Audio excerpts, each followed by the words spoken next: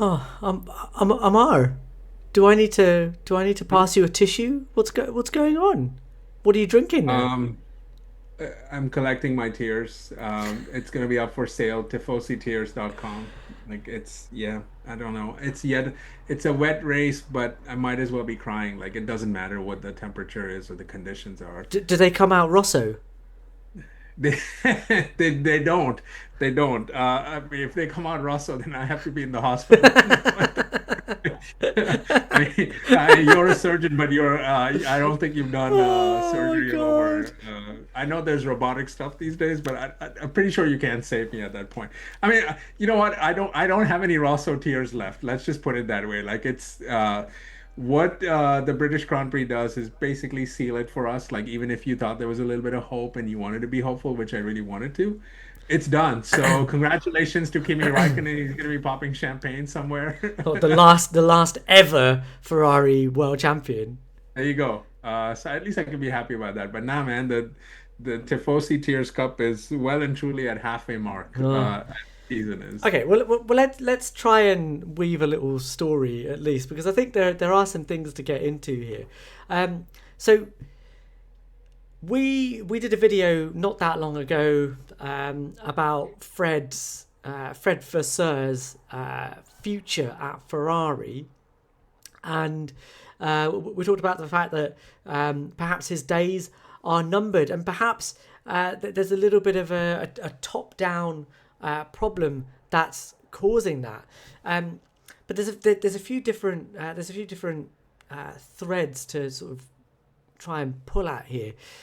Let's start with the British Grand Prix performance because again, Ferrari started off the weekend actually pretty strong with McLaren talking about Ferrari being their closest competitors, and yet come qualifying, um, they ended up fifth and sixth. What's going on?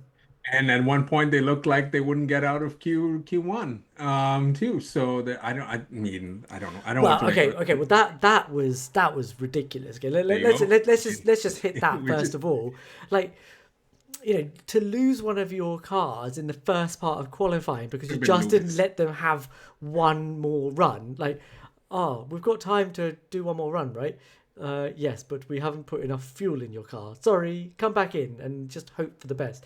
Lucky that nobody else was going faster than Lewis Hamilton at that point. Otherwise, it would have been a completely different story come race day, I think. Maybe he would have got the podium instead of Nico Hulkenberg. Who knows? But I doubt it somehow. But Go on. even if that had happened, Shez, it would have just been par for the course. No, would you actually be surprised that that happens? Like we're not allowed to be surprised that that happens anymore. So, this is again yet another weekend, yet another flavor of mediocrity. And I'm not necessarily pointing fingers at Fred for this, right? Because I think that we've established this is way more than just a one person solution. This is an organizational issue that, has many strands to it. So it would be lazy and unfair and unkind to boil it down to just one or two people. And by the way, I wouldn't blame the drivers by any stretch of the imagination. I mean, for me, both drivers get a pass for this season because Ferrari has shown that they haven't put a car underneath them. And evidently there are some problems that are even more secretive now. So that just blows my mind that we're halfway into Yeah, the season and you have one of the drivers complaining about some secretive problems when even Lewis has been complaining about other things. And it's like just for the only thing that is criticism for Shez is I want to see them own these mistakes publicly. I want to see them do what Mercedes do, which is to say, we don't have X or Y or Z and just kind of live with it. So the rest of us are, and I know why they're not doing it, Shez. I know it's all the marketing dollars. It's all the sponsorships that they have to show like they're in. I mean, that's why you got Fred saying ridiculous things like we're here to win races and not come P2 or P3 or whatever. Like, and I get it. I get it. Like, I don't blame him for it, but like at the same time, it ain't getting us but anywhere. that comes back to the top, the very top leadership, really, isn't it? And despite Fred, and we've talked about this before, saying that the reason that we are getting these messages is because it's the press's fault. We can't say anything to you guys because you guys twist it. I think that communication is not brilliant from Fred, although I do understand it, and I do understand how that has created some ructions within the team. But as I've said before, Ferrari work best when they ignore the media, but it's tricky to ignore the media when John Elkan, the big boss, has shares in some of the media that are saying all these things, and is Yeah, kind of being used as a tool against the TP. That's that I find a bit crazy. And I'll give you. I'll tell you why this is odd for me, right? So I'm a big Lewis Hamilton fan, and right now I'm torn a little bit about how I feel about the driver dynamics at Ferrari, because I really rate Charles Leclerc as well. But the narrative at the beginning of the season was, okay, why the heck have these guys invested in Lewis Hamilton? He's washed up. He wasn't doing very well at Mercedes, and now he is getting himself knocked out in Q1 or Q2. I think it only happened once, but it has happened, and it doesn't look good. But over the course of time, actually, Lewis has caught up. It's taken him 12 races, but he's 0.16% off Charles Leclerc right now. Compare that to Carlos Sainz at Williams, which I think is the best direct comparison. He is 0.2% off of Alex Albon at Williams, right? So Lewis is getting there with this car, right? He's putting in some work, despite going to the Met Gala and going to the F1 premiere. Just putting that's that not me. out there. You know who I'm aiming that at.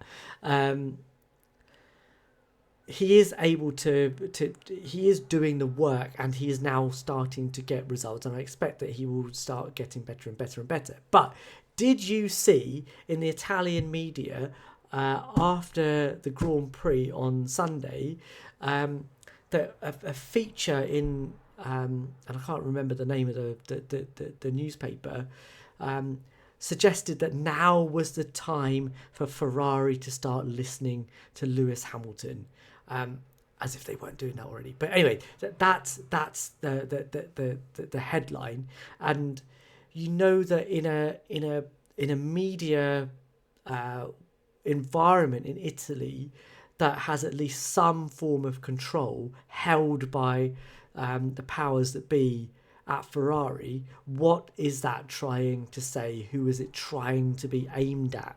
What do you reckon?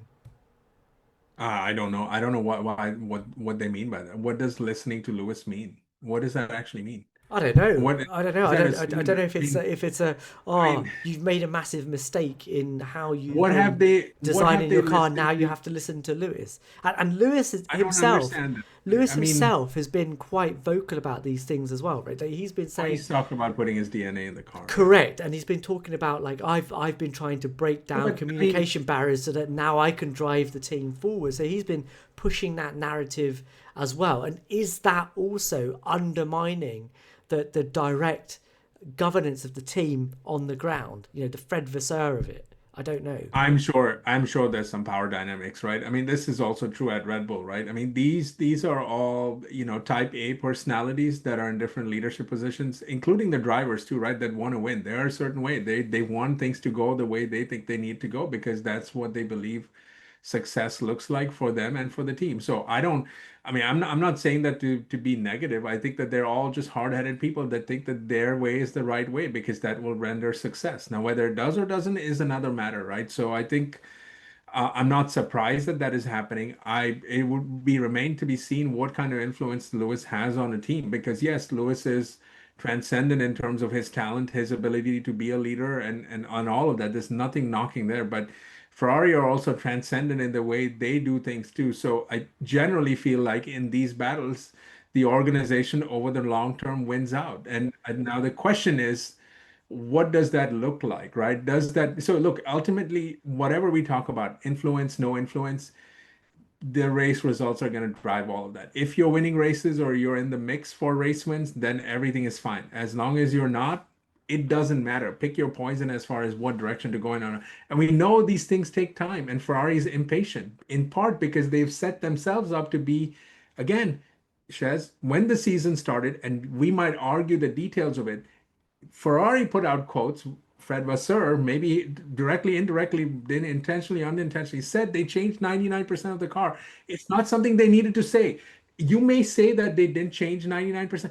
It didn't require anything. Let me just ask you this. You could have gone into the season without saying any of that. Why would you need to say But that? yeah, but Amar, Why would it you need was to say? obvious when the first pictures of the car came out that the front suspension was You completely don't have to different. say anything though. But you're talking about ignoring the media. There's your chance. It's like, oh yeah, we've No, developed the no, car just like every other yeah, team is yeah. developing. There's no need to say. You can. That's the time where you can come up with standard boilerplate material to say nothing. Like, yeah, we're working on the car. We're trying to develop it. We know we have Lewis in the fold. We have Charles in the fold. We're aspiring to win championships, so we're doing all we can. There's Okay, no need to put yourself out there with. okay. Because I want to talk about this 99%. I think it's important, but like Formula One is a team sport, right? The end result that you see on track is the result RM drive. of hours and hours and hours, days, months, years of development by you know really clever people doing very clever things and thinking outside of the box to get solutions that make them faster. And if Lewis comes up with ideas that makes the car faster, then great, but he's just one cog in that machine. It's not like he's suddenly the chief engineer. He's just another voice that's able to give some input. But the whole point of your organization is that you create a process that means that these voices can be heard and used constructively, right? And I think that actually the organization that Fred has created is one that allows those things to happen. And it's the first time I think that Ferrari have been able to do that for a long time, which is why they ended up as strong as they did, I think, at the end of last season. But he's now found himself in a position where, because they are not performing quite as well as we would expect them to, especially given how they finished last year. And he said this thing about the 99%, and he's the voice of the team. He's the communications person at Ferrari. He is the voice of Ferrari. And maybe that's not what he should do. I don't know. It means that everything comes back to him. And the problem that I have is that the team above him, John Elkann et al., are are of an old school corporate mentality that if you don't get results, you have to blame someone. And the person you're going to blame right now, because Fred's the guy with the voice, is Fred. You're going to blame it on him. You're going to say, you didn't listen to Lewis, or you changed 99% of things on the car. And that now look where we are. This is your fault. And therefore, you'll get the sack. I want to talk about what happens if Fred gets a sack, or if he deserves it. Let's start with the does he deserve it first of all. So let's talk about that 99%, because I've had conversations with people outside of our channel who think that that was a major error, and it's on Fred's shoulders that 99%, not the messaging, but that it happened. That's Fred's fault. What do you think? I think so. There are two areas, right? As you said, there's the communication aspect of it, and there's the actual aspect. I don't know what is actually happening, right? I mean, I don't keep as much of a technical track. I don't have the mind space and the ability to comprehend what 99% of changing the car might be. So whether 99% of the car changed or not, I do not know. My problem is when you communicate that, now you're setting yourself up for, you are saying we're going for a Hail Mary. That's what you're doing. And then, oh, by the way, this is a trend that even happened last year. No, Shez, when they brought in upgrades, severe upgrades or special upgrades or massive upgrades rather in Spain, and then they went backwards right after. This has happened this year too. Now they're going to bring in a whole new rare suspension, right? In the next race in Belgium. So there now you're admitting that you're doing something that doesn't work. So to me, both are issues there. I would blame Fred for the PR part of it because he put his voice behind it. So ultimately he has to be held accountable for that in whatever way you can. You don't need to say that. Even if you are going to go and that drastic path, you don't need to do that.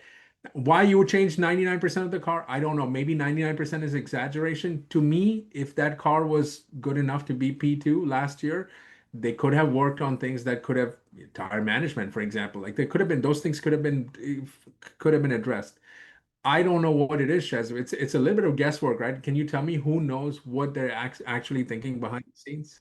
No, I mean, because they're not being open about it right now. Right. But So you don't know. yeah, but But the they also act like they're hiding some secret. Like, I mean, they're yeah, acting like they're working on a rocket ship that only they can get up to yeah, Mars, and this is on very the moon. That's the This is problem. very Mercedes esque to me, which is worrying. But the 99% thing, that the reason I keep coming back to that is because that's being used as a rod to hit Fred with, like, why did you change your car? But he is not an engineer. He's not the technical team, right? And this is going to go one of two ways. Either they continue to be conservative with their car because Fred has told the technical team, no, do not change 99% of the car. We're doing really well at the end of 2024. Just evolve what you have. Um, and what ends up happening is that actually everyone else has taken a massive step forward because McLaren did. McLaren fundamentally changed their suspension. They really, really cranked on the anti-dive on the front of their car, really taking the feeling off the front of their car. And it's allowed them to have this tyre management, or at least it's part of the reason I think that they have the car that they have right now.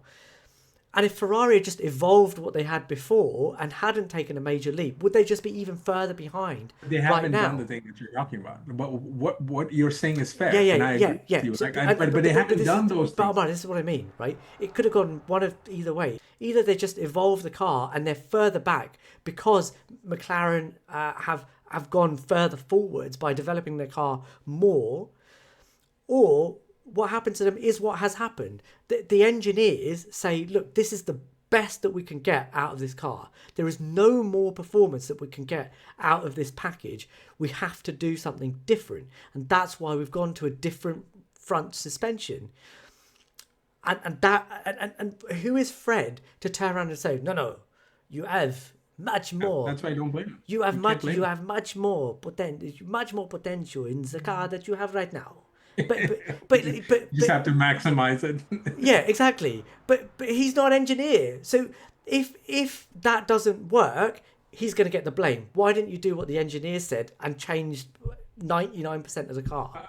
Right? It's just a different scenario, but the same result. That you're going to blame Fred because he's at the top of the tree. It doesn't mean it's the We right thing to do. And furthermore, let's just get this one thing clear, right? Is that the car that was developed up until the end of 2024 and into the first part of this season, that 99% change was brought in by Enrico Cardile, who is no longer in post, right? Fred now brought in Loic Serra from Mercedes. So if you're not going to listen to Lewis, like if you're saying that they're not listening to Lewis, like what are you talking about? Loic Serra's coming over, but these upgrades that they're now bringing to the car are Loic Serra's upgrades.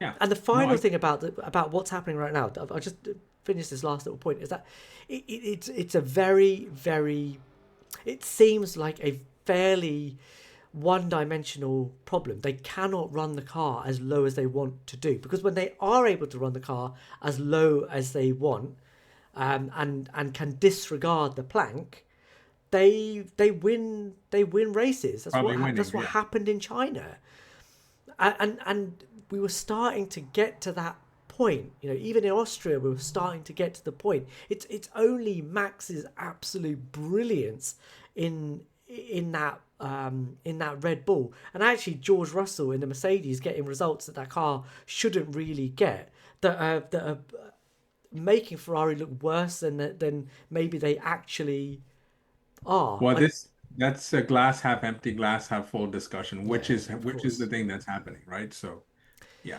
So it brings me to my next point, Amar. Does the situation at Ferrari get better if Fred is no longer there?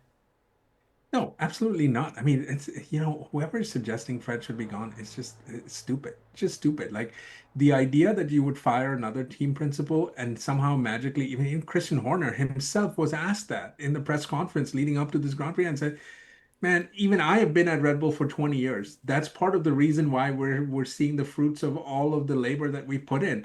Like no one in their right mind.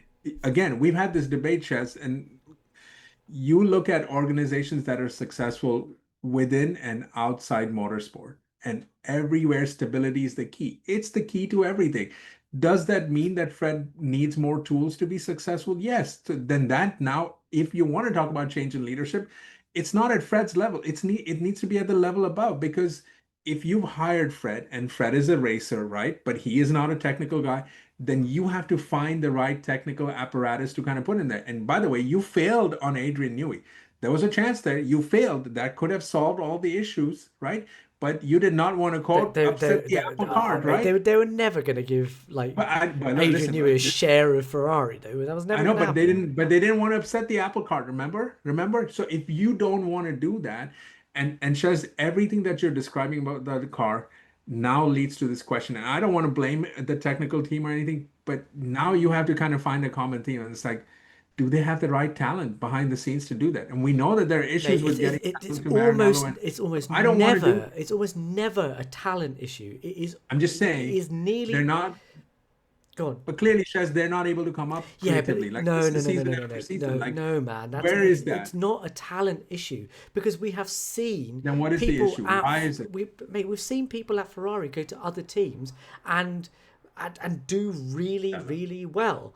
And, for me, the problem is always about process. It's not about it's not about the ideas. It's about how you're using the data. And if there's a problem with the way you're using the data because you haven't set up your technical team in a way that allows it to work in a streamlined fashion, it's never going to work. The But best Chaz, interview I've heard on this is James Allison on the F1 Beyond the Grid podcast with Tom Clarkson, where he says that look, the reason that we were struggling was because we had everyone wanted to win. We wanted to win, wanted to win, but everyone was working in their little silos, coming up with great ideas individually, but there wasn't a holistic overview of how that would all fit together on one car. And it's only when they started to think much more joined up that they've started to progress. I don't know what the structure is at Ferrari because they won't tell us. They won't tell us like how that structure is working, who reports to who in what way. But clearly there was a problem in how they were communicating with each other and bringing all the stuff that they were coming up with onto the car, because there will always be ideas. It's how those ideas fit together. It's not a talent issue. It's always a yeah. process So issue. so then the question is, can Fred put a team together, or is he being allowed Well, or not but allowed? he is. He's now got a That's what team he's doing, that right? So he that's what he's has doing. brought in, isn't it? Right? And this will take time, right? And this will take patience. But the reality is the other side of the house wants the results now because they put on this Which is massive marketing campaign with Lewis Hamilton's arrival to make us all feel like this was going to be the year. And that's the problem. The problem is you have different expectations and you're not clear-eyed about that. Because if you're telling me that the issue, so if the engineers are coming up and saying, well, we need to change X percent of the car because there's nothing we can do with the previous car, then is it that they're getting it wrong or is there something else? So if you don't know what the disconnect is it a talent issue? Is it a process issue? Is it a communication issue? If you don't know what the problem is, and certainly hope that Fred knows and he has a chance to fix it because you put any guy. Look, Fred Vasseur is a very credible person, man. You get Christian Horner.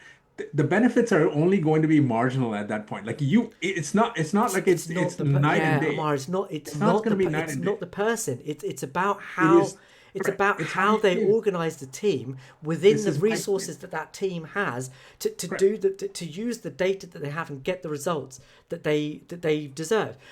But Ferrari live in a very corporate mentality. Like for all the romance and all of the history, And Chaz, I would ultimately argue that corporate mentality does not, it would exactly actually warn more performance, not less. Like this Yeah, is but not. it's how it's how they perceive that performance should come, right? They will go, this person that we've put in charge has not got the results, right? And rather than giving them time to work it out, which is what Fred needs, it's what every team principal is in the history of this sport has needed. Like Ross Brawn and Jean Todt didn't turn up on day one. They had a working Ferrari in 1996.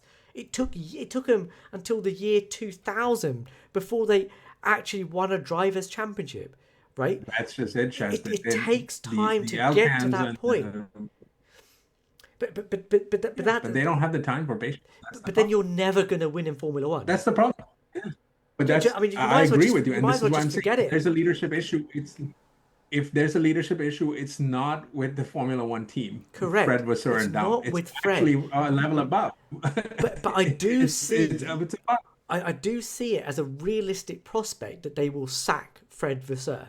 I don't think that that is outside That the would be realms of possibility, but it will be a massive error. And what will happen, I guarantee, is that Fred, having done the groundwork this season to put a technical team in place that is starting to understand what is needed, the new person will come in and Ferrari will do well, but that person will have inherited the fruits of Fred's labour, and that will be lost on the team yeah. above. They will I don't just know think about they've all done the that. right thing. That's it's. I guarantee if Fred goes, that's what will happen. And John Elkann will think we have done the right thing. We've brought in a person and sacked the person that was causing all the problems, and then we'll just start the cycle again, and we'll be in the same place Well, again, talking if saying the that's the same thing in case, five then years' time.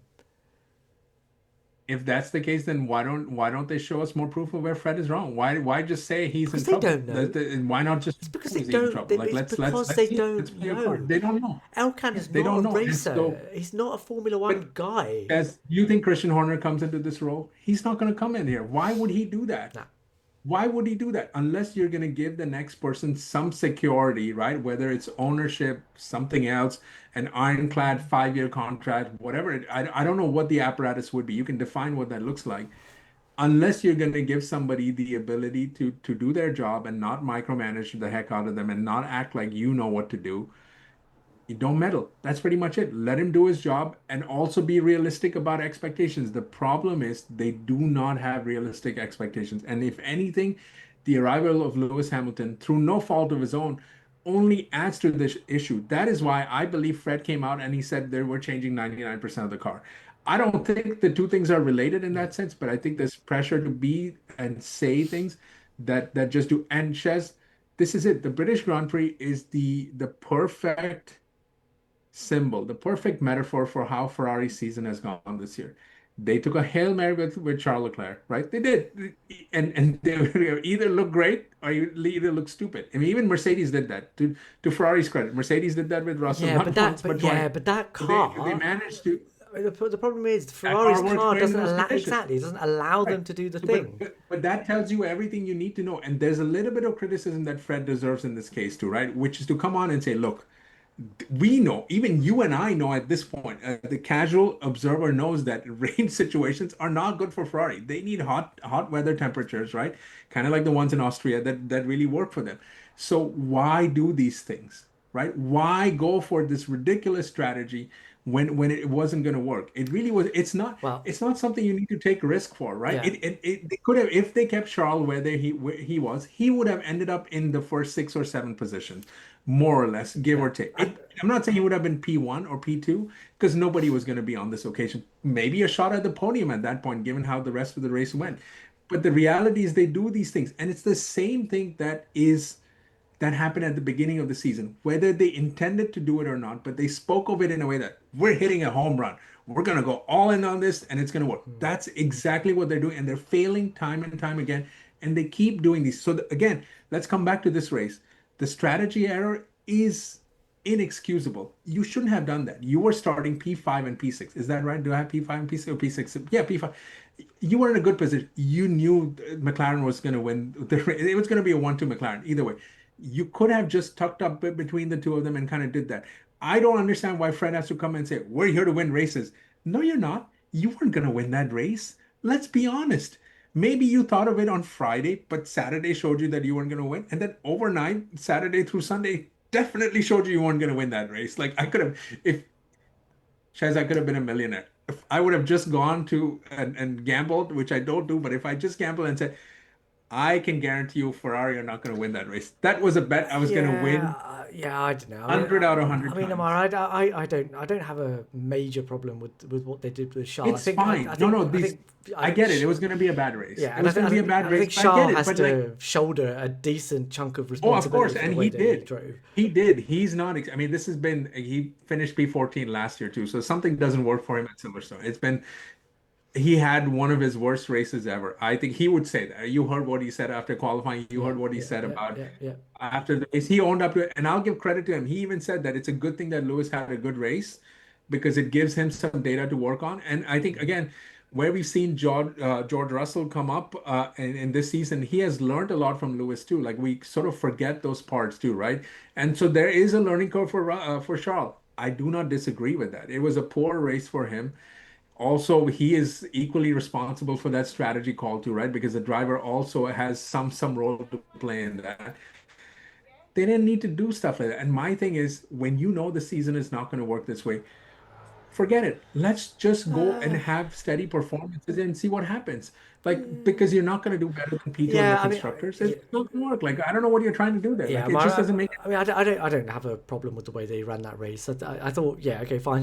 not the race itself, Shez, but if you look at their mentality, what I'm trying to say is you look at this Hail Mary sort of yeah, I don't mentality, and mind. it's just crazy. It I becomes don't mind that. If you're not going to because win, Mercedes made the same decision, and I get it. yeah, Like, look, correct. they can come back And and that's the thing, say, isn't it? Like, tough for them. I don't mind them going for the race win. I know it sounds ludicrous to think that they could win that race, but Lewis did almost end up on the podium. No, he didn't. He couldn't chase Nico Hulkenberg. Like, Like, let's be honest. Like, I've seen a lot of people like, oh my God, like Lewis finally is there. What are you talking about? Like, I'm not a Lewis Hamilton hater or it anything, wasn't but a like, good race. It was not a it good wasn't a race. good race. Was It's not not a a good good race. race. You finished But behind the stakes, Albert. Like, come on. Like, but let's be real. but he did maximize that car. It was not going I'm not saying any he didn't further maximize, forward. Chess.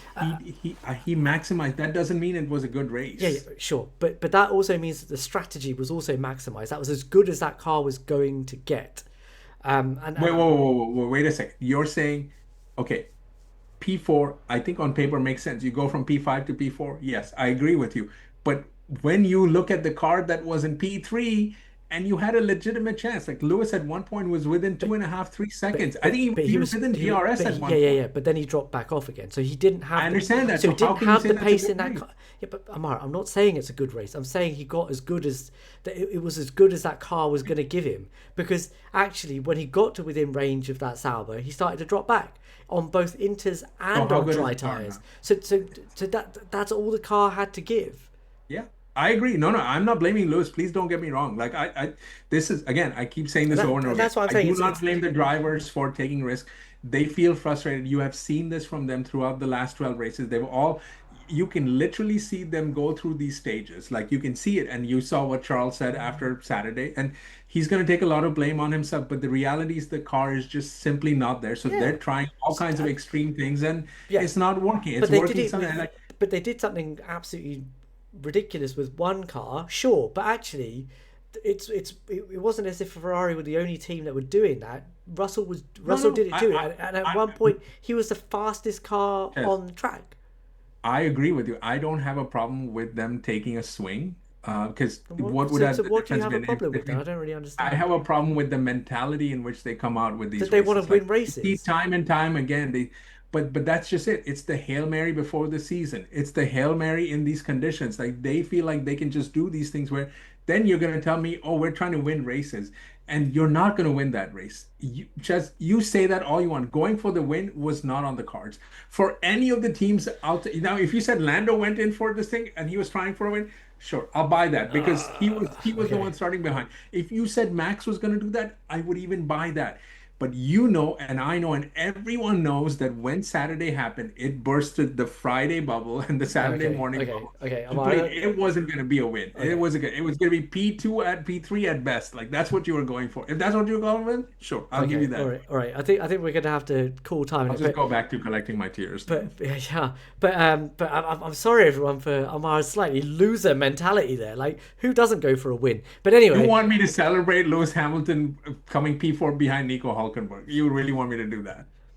no. If you agree that actually you should just give up and settle for P4, that's what you should aim for. Let us know in the comments. Otherwise, please like, please subscribe. We will read every comment that you send us, and we will see you guys in the next one. Later.